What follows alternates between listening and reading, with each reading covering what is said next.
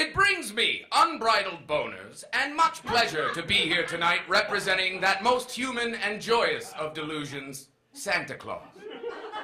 Through my diligent research and even diligenter introspection on the man, the myth, and the legend, I have been graced with what I feel to be an airtight case for Mr. Christopher Kringle.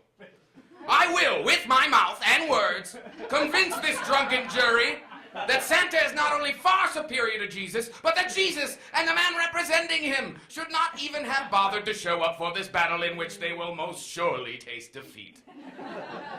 I warn you that upon leaving this evening, your mind will have changed.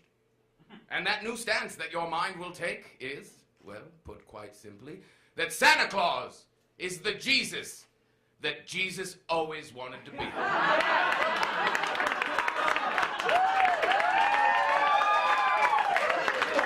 You're stealing my time!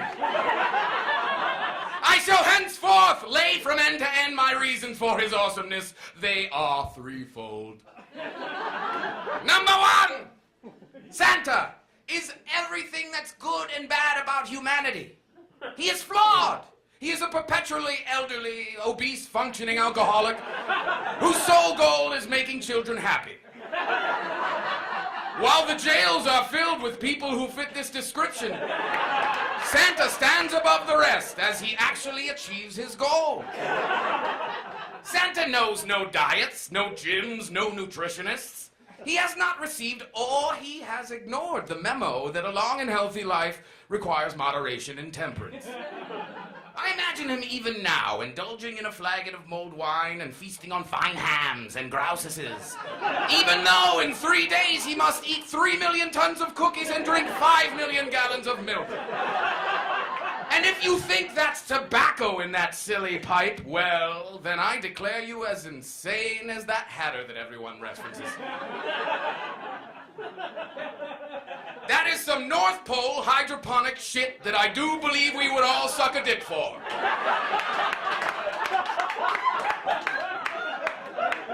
At the tender age of 8, I found a roach that must have fallen from that iconic red coat underneath the tree on Christmas morning. I took 2 hits and I was high for a year. I will never forget the friends I made in that mental institution. His shit is so good, you can tell who is naughty and who is nice, which is very helpful when you're trying to find that lady or man to do that unspeakable sexual thing to your body. On a side note, if both delusions were asked to comment on that unspeakable sexual thing you enjoy having done to your body, Jesus would say, it's a sin. Santa would be unavailable for comment, as he would be busy trying that unspeakable sexual thing on Mrs. Claus.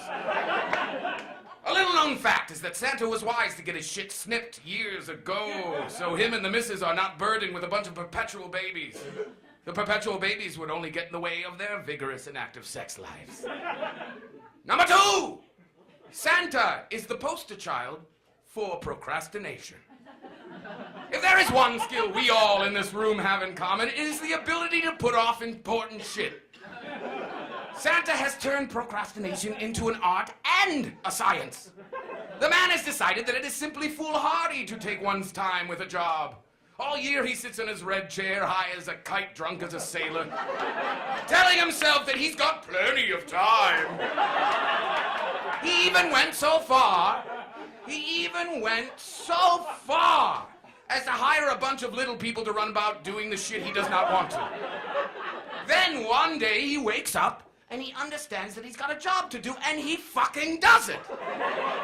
He is the perfect procrastinator. And we should all hope to someday be even half as good. Number 3. Number 3.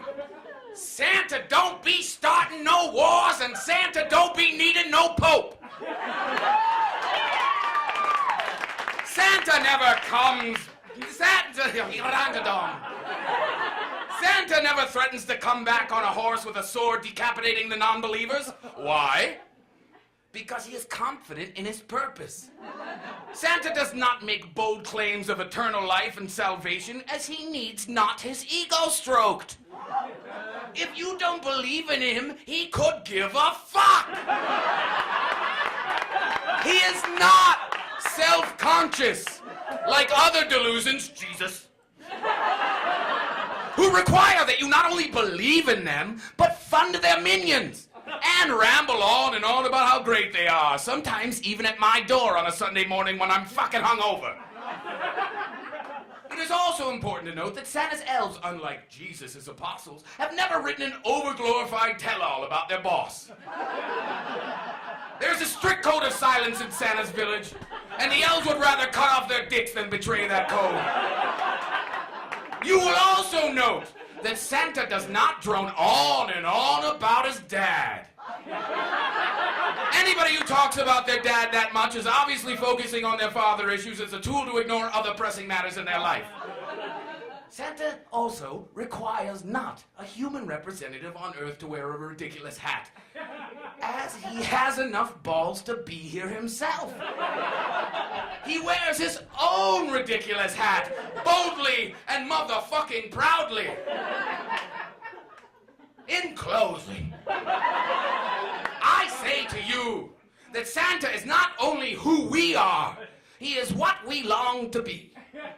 Let us collectively admit a few things together and then bask in the glory of our admissions. We will never have Jesus abs. We will never achieve Jesus' absurd level of martyrdom. We will not pop out of our coffins 3 days after the funeral. But all of us can be fat. All of us can be jolly. All of us can step out of the adult world to make a child happy. All of us have the capacity to give more than we do. And thanks to Santa, we can do it drunk, high, and well-fed. Merry Christmas, and have a happy delusion.